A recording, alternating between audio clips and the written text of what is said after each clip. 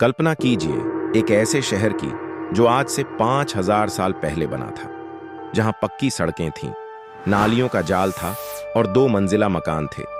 एक ऐसी सभ्यता जो अपने समय से हजारों साल आगे थी, लेकिन फिर अचानक सब कुछ खत्म हो गया। आखिर कहां गए वो लोग? आज हम इतिहास के पन्नों को पलटेंगे और जानेंगे सिंधु घाटी सभ्यता का पूरा सच।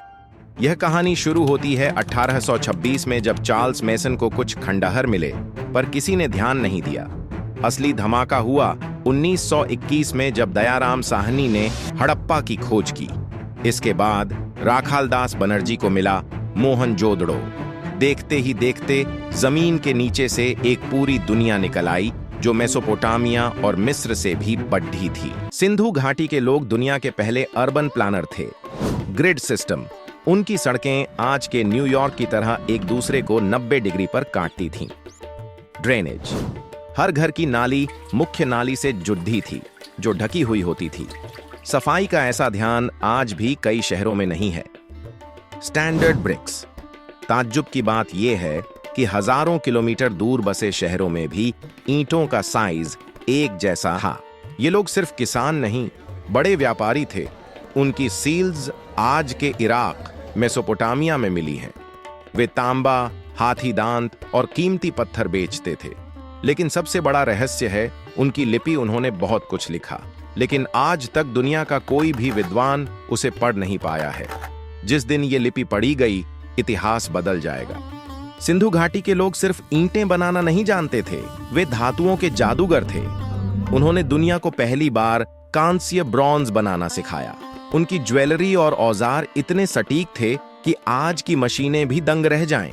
हड़प्पा के खंडहरों में सिर्फ हथियार या बर्तन नहीं मिले, बल्कि ढेर सारे मिट्टी के खिलौने मिले हैं। पहिए वाली गाड़ियां, सीटियां और झुनझुने, जो बताते हैं कि यहाँ बचपन कितना खुशहाल और विकसित था। मोहनजोदारो का विशाल स्नानागार शायद धार्मिक अनुष्ठानों के लिए था।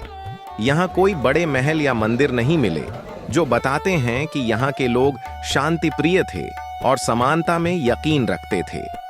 डांसिंग गर्ल की मूर्ति उनकी कला और धातु कर्म की समझ को दर्शाती है। सिर्फ 2 शहर नहीं, बल्कि 1500 से ज्यादा ठिकाने। गुजरात के लोथल से लेकर हरियाणा के राखीगढ़ी तक, यह सभ्यता आज के पाकिस्तान और पूरे उत्तर पश्चिम भारत में फैली थी। करीब 1900 ईसा पूर्व के बाद यह महान सभ्यता ढलने लगी। पर क्यों?